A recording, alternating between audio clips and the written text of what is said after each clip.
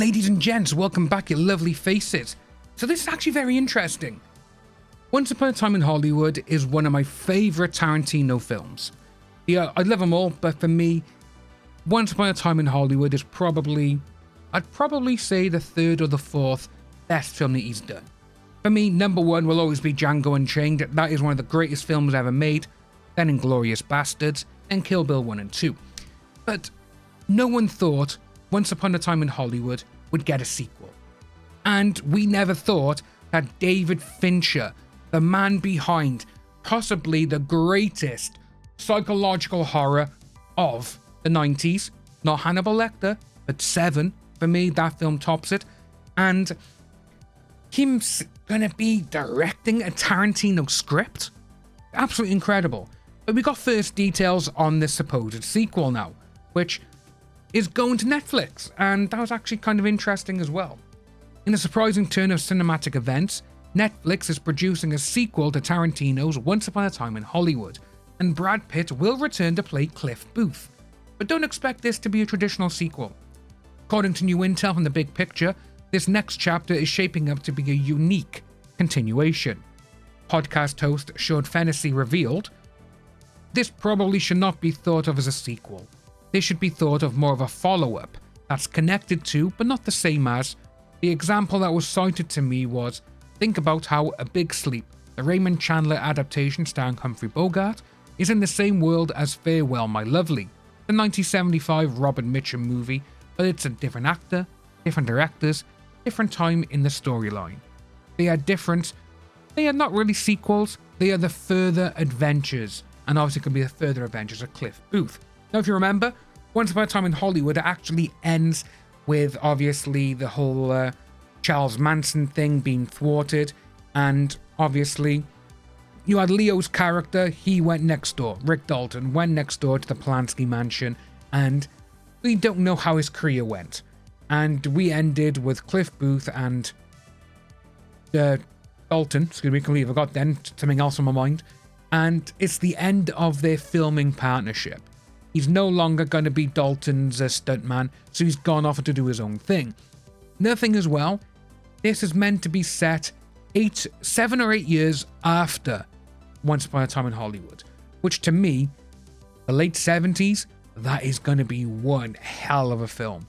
And especially if Tarantino has written it, and David Fincher directing it, it's going to look absolutely insane. But it will also cost a hell of a lot of money. It really will. But it says by here as well that it's more of a spiritual successor or a standalone spin-off with Cliff Booth as the center of the story.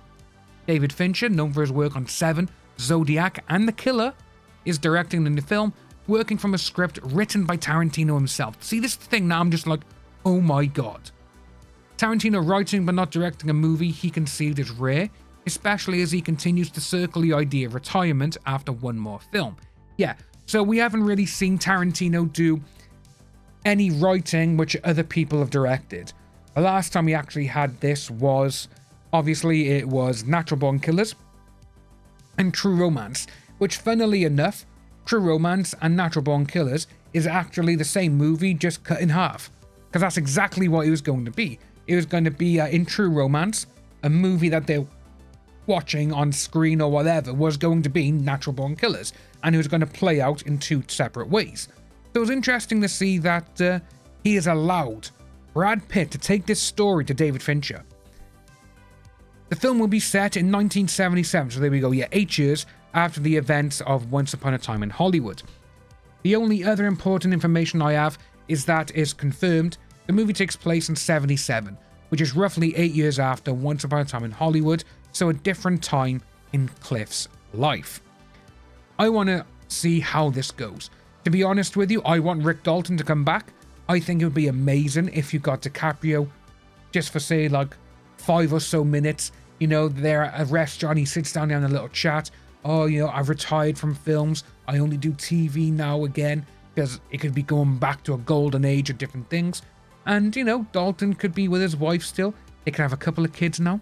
You know, there's so much stuff going on with this that it's going to be nigh on impossible, I think, for anyone to think or come up with ideas that will be in this film.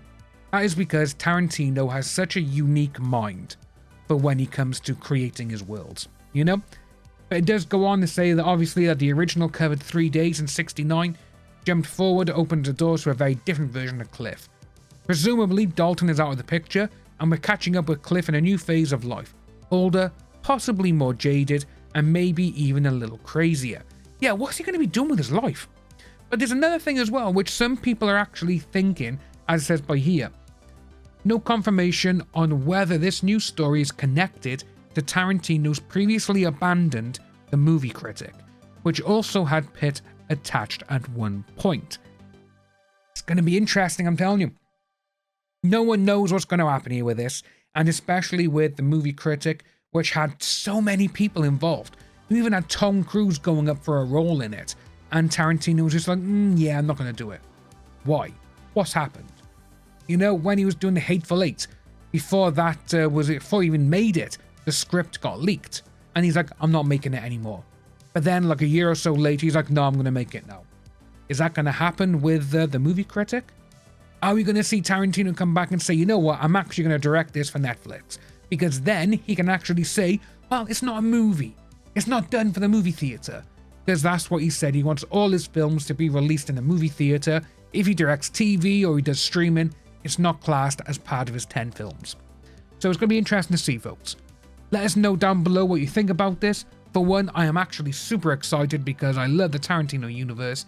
And to be honest with you, Brad Pitt, DiCaprio, hell, get Al Pacino back in there to give Dalton one more role. I think it'd be class.